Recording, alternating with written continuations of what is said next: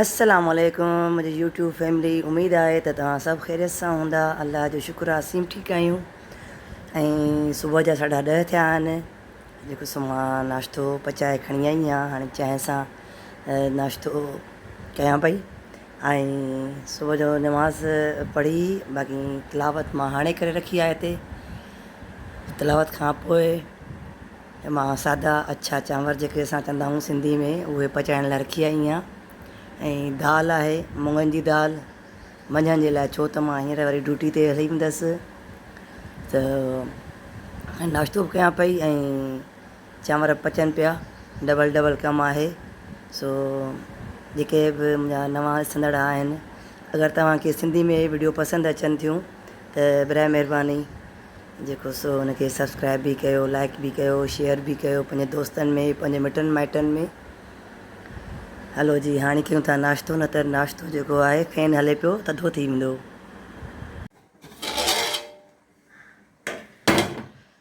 ऐं हिन सादा चांवर जंहिंखे असां चवंदा आहियूं अछा चांवर। चांवर त अछा ई हूंदा आहिनि, पर अलाए छो माण्हू उनखे चवंदा आहिनि त अछा चांवर था पचायूं। ईअं चइबो आहे बाबा, असां सादा चांवर था पचायूं, यानी की न पुलाव आहे न बिरयानी आहे, कुझु बि न आहे।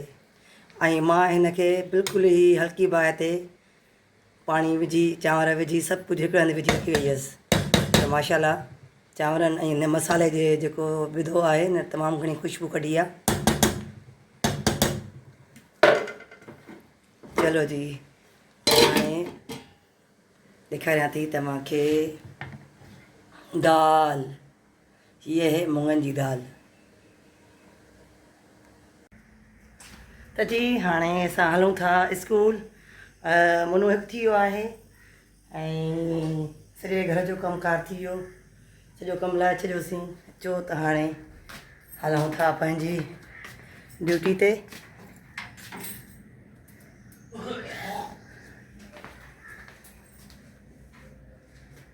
ॾिसां पई लाइटूं पंखा बंदि आहिनि। हलो जी,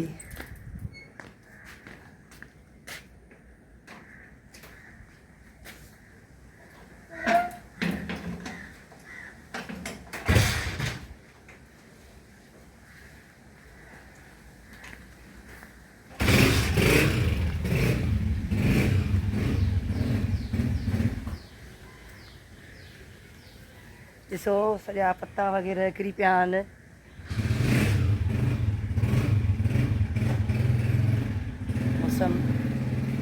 मौसम तमामु सुठो ऐं प्यारो थी वियो आहे।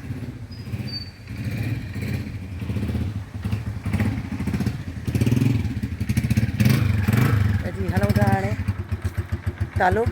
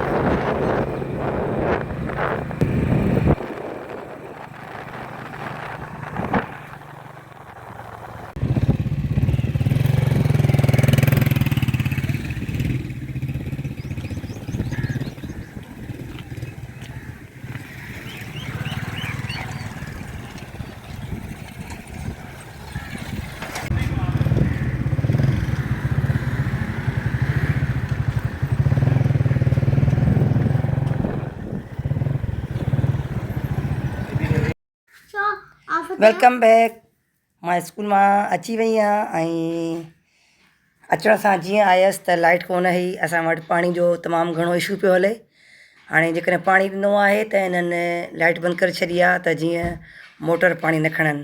ऐं हिते मां ठाहियां पई चांहि।